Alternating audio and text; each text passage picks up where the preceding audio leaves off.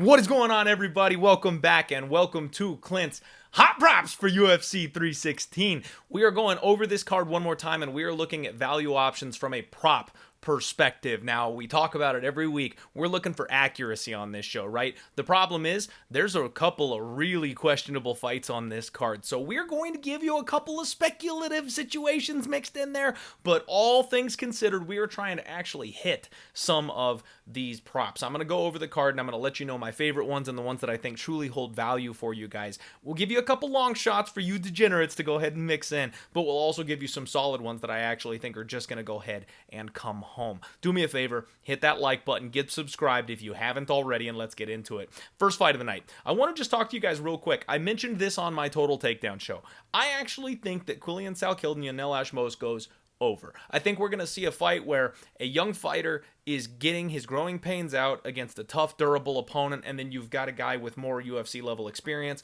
and a grappling advantage who's going to be testing that against a younger, hyped opponent. So I really think we've got a shot for this thing to go the distance. So both those decision props, it's minus 120 for Quillian Salkilid, so you're getting even money on a big favorite if he wins this fight by decision, which I think is actually his most likely outcome here, or you've got the dog in Yanel Ashmos to win by decision, which is 9-1.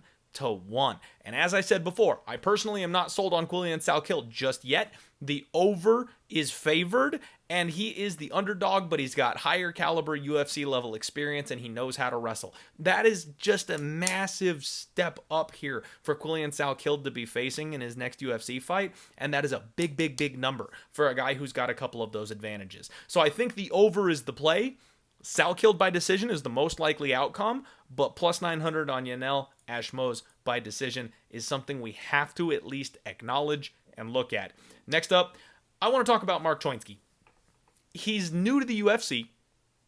Apparently, I'm not giving him enough crap. Apparently, I'm not giving him enough credit for his grappling skill set. And he's taking on an opponent here who we know at the UFC level has struggled with his takedowns. So I think, again, we're going to be looking anti-violence here in this spot. And the underdog to win by decision is plus 375. So Chinsky, to get his grappling game going, hit some takedowns, not lose a split decision, coming in here from Anthony Pettis FC, connections to the UFC, a former champion, a guy that Dana White might want to get behind, you never know. Plus 375, we have to at least take a look at that. Very similarly to the last fight we talked about, you can get about even money on Maderos to be the one winning the decision, but I kind of lean dog or pass at these numbers, and getting almost 4-1, that's definitely the way that I would end up looking. Next up, Wang by KO, TKO, or DQ. You guessed it. We're going there again, you guys. Plus 210. I mean, against Ariane Silva, Lipsky, however you want to pronounce her name, the former queen of violence, Wang is going to have a massive striking advantage here. And we know Ariane Lipsky can be finished on the feet. We've seen it time and time and time again. We also know that her fight or flight reflex is always bite down on the mouthpiece and swing back. And that's exactly when somebody like Kong is going to have a free shot at that chin. So I am looking at Wang by KO TKO at plus 210. I think this is the one where she really kind of starts to remake a name for herself. Come out here and reestablish some of that hype that she first had when she got to the UFC after she got her initial fraud check. Jeka Sorigi taking on Ju Sang-yu. Now, I talked ad nauseum about this fight on the show, about being unsold on Ju Sang-yu. I don't think this kid is ready for the big show just yet. Now, the UFC is giving him a wonderful opportunity in Jeka to go ahead and get that first UFC win. Jeka is probably a guy who needed a little more seasoning before he got here too. However, he now has multiple UFC fights under his belt, and this guy is all first-team violence. He will come out swinging. He is very fast. I think that's one thing that people underestimate about Jeka is just how quick he is on the feet. So he's facing an opponent who's probably going to be stronger than him, hits harder than him, probably a little more accurate with those punches. I think you can make an argument for Ju Sang-yu by knockout, absolutely. But Ju Sang-yu also is disrespectful. He plays with his hands low. He's been caught before. He loses in grappling transitions. I've seen him be bad in scrambles. He doesn't know what he's doing on the mat. And so when you've got someone like Jeka, who very recently has posted and done an interview where he talked about working very hard on his grappling game, I think you could see Jeka potentially be the one winning those grappling scrambles. Now, I'm not looking for a submission here. I think Jekka likes to work with his hands. I think Jekka's going to come out here and swing. And if he wins a scramble against Ju Sang Yu, he's going to mount up. He's going to look to get in a dominant position and start throwing elbows. He's going to look to posture up from in the guard and rain down punishment. So I actually think Jekka by KO at plus 700 is something that we want to take a look at. If you're going to take a taste on the dog, you better take him by finish. I don't see a world where Jekka is winning a greasy decision or anything like that. That's just not who he is. Even if his coaches are begging for him to top time a guy and slow down, I just don't think he's going to do it. So yeah, I think if you're going to play Jekka, take the KO prop, look for something juicy and see how it goes. Next fight, I've got to give you a couple of options here on this one. We have got Joshua Van and Bruno Silva. I'm sorry, I'm getting ahead of myself. Sergey Spivac.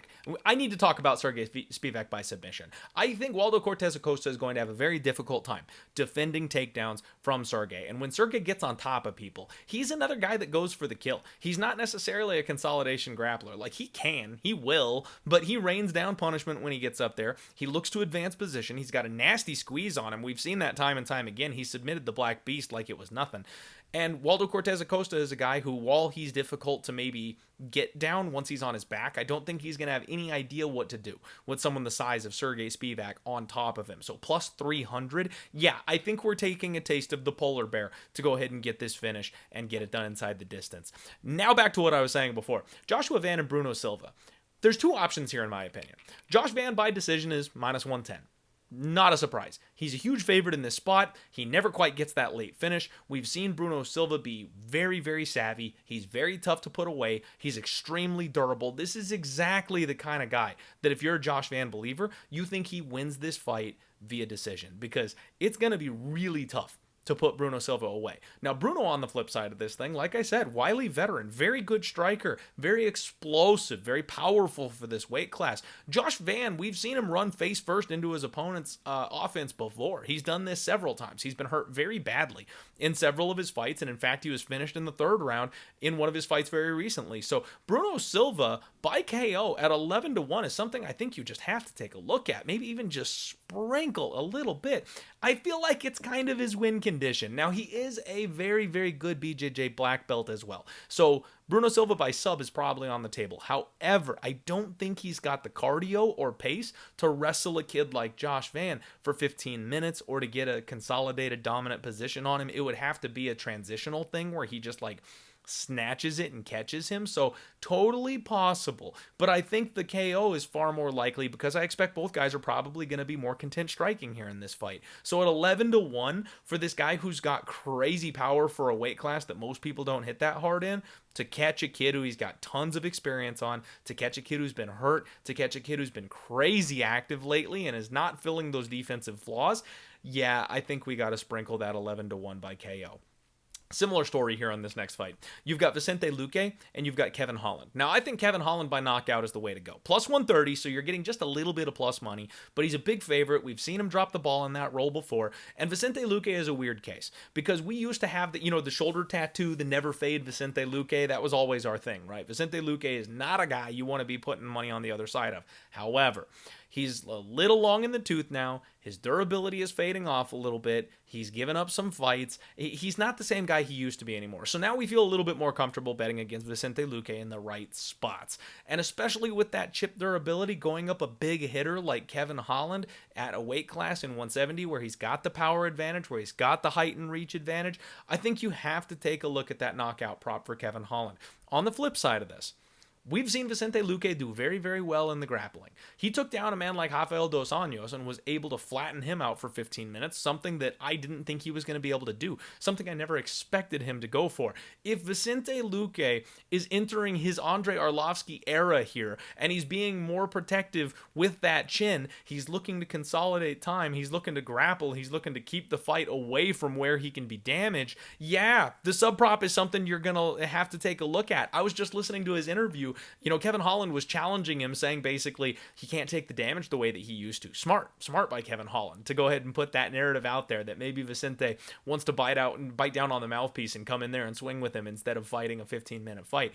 And Vicente Luque talked about how he has the submissions record for the UFC. He has the Darce choke record for the UFC. What's the one submission that Kevin Holland has never been able to quite get away from? the Darce choke. So you're dealing with Vicente Luque, who's probably got the best Darce in the sport, and he's taking on a man who can be taken down repeatedly, and he's got submitted by many far savvier grapplers, and he just doesn't seem to care. Once he gets on the ground, he almost gives up and puts himself in these bad spots on repeat. You've got to look at Vicente Luque by sub. If you like Vicente Luque by sub, 7-1 is a good number, and we've got to look at the exact submission prop when they drop those things over on BetMGM. Look for that Darce choke, because if Vicente comes out with his grappling shoes on again, this could be a very different fight from what a lot of us are expecting.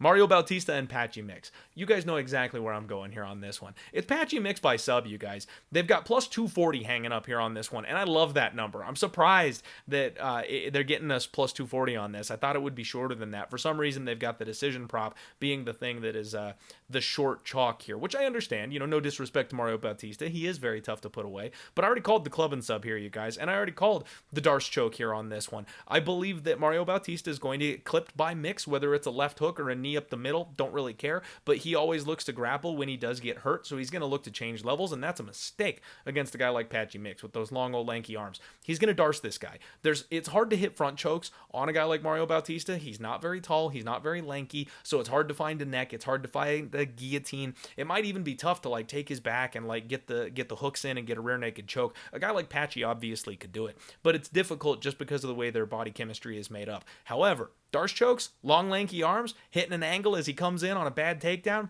no problem. We're looking for the Darce exact submission prop on BetMGM when that comes out as well. And I think plus 240, one of my favorite props on the board. I'm already knee deep in Patchy Mix money line, so I don't know how much more I need, but that's the way I'm looking.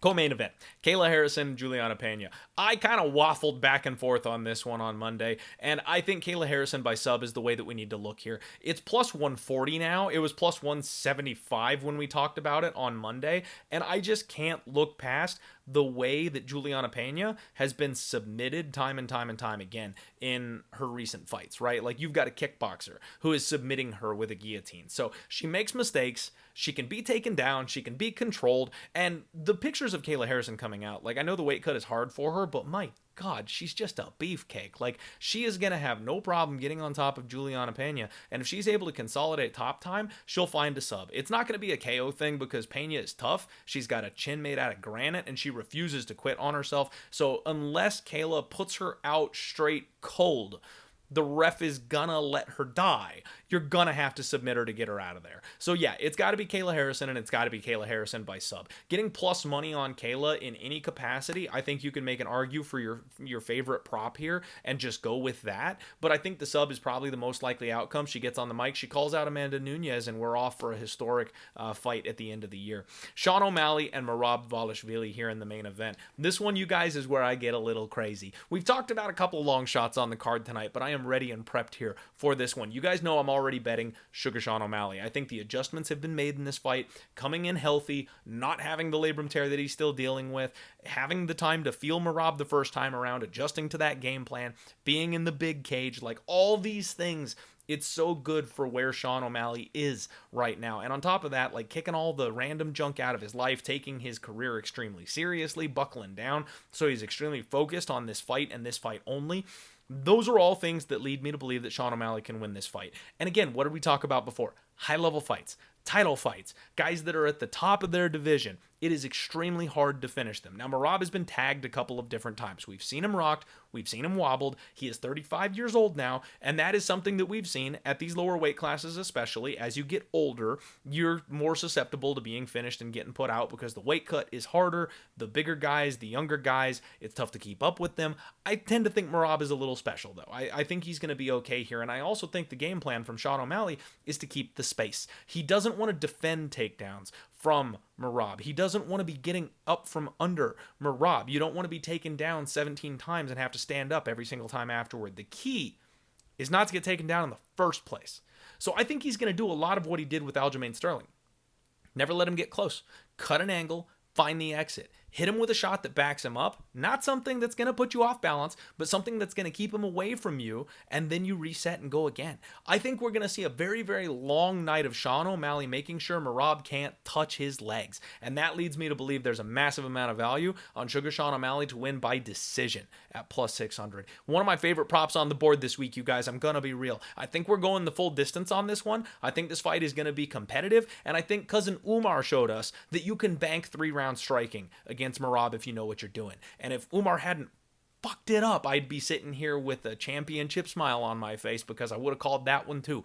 But I think Sugar Sean O'Malley is smart enough to understand what he's dealing with. The blueprint has been laid out. He's got a second crack at it. I think he gets it done this time. And new by decision and plus 600 in the pocket. Let's freaking go, Sean. That is Clint's hot props, UFC 316. Hope you guys enjoyed the show. Hit the like button on your way out. We'll see you tomorrow for the Undefeated Post Weigh-In show. We'll see you for the Sharp Action Report. Let's roll.